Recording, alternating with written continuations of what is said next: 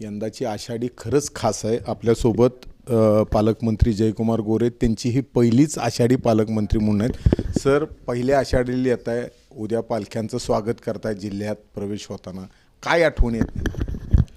नाही, माझ्या दृष्टीनं माझ्या आयुष्यातला उद्याचा खूप भावनिक असा दिवस आहे आणि खूप महत्त्वाचाही दिवस आहे की ज्या दिवशी मी पालकमंत्री म्हणून विठुरायाच्या नगरीमध्ये माऊलींच्या पालखीचं स्वागत करणार आहे। मला ते माझे जुने दिवस मला आज आठवतात की मी त्या पालखीचं दर्शन घेण्यासाठी गर्दीत ज्या पद्धतीनं माझी धडपड असायची।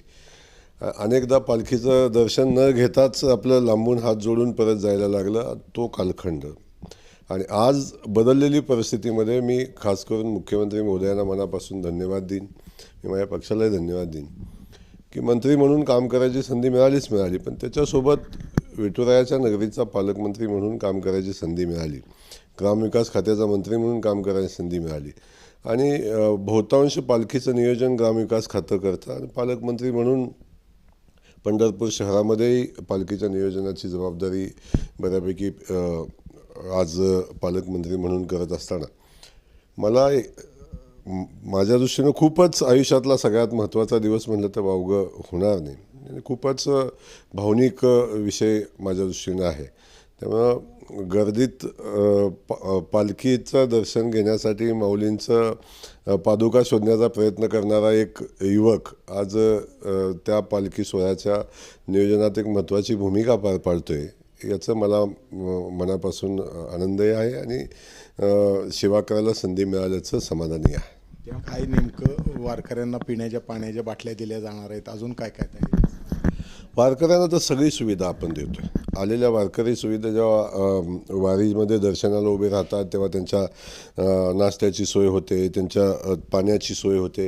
आता जर जवळजवळ 12 लाख पाण्याच्या बाटल्या, 12 ते 15 लाख पाण्याच्या बाटल्या, त्यासोबत लिंबू पाणी जवळजवळ 12-15 लाख बाटल्या द्यायचा निर्णय घेतलेला आहे।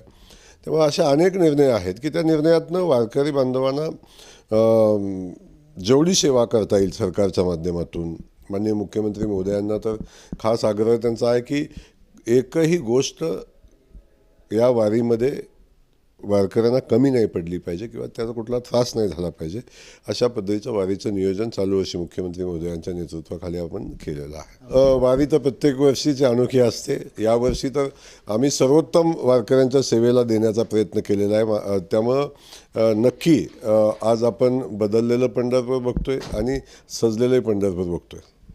हे होते पालकमंत्री जयकुमार गोरे, त्यांनी सांगितलेलं यावेळची वारी खरंच अनोखी असेल आणि त्यांनी त्यांच्या पालखी सोहळ्याला उद्या स्वागताला जाणार आहेत सोलापूर जिल्हा प्रवेशाच्या, आणि त्यांच्या ज्या आठवणी होत्या त्या जुन्या आठवणी त्यांनी सांगितलेल्या आहेत। कॅमेरामन सचिन जाडेसह सुनील दिवाण, एबीपी माझा। एबीपी माझा, उघडा डोळे बघा नीट।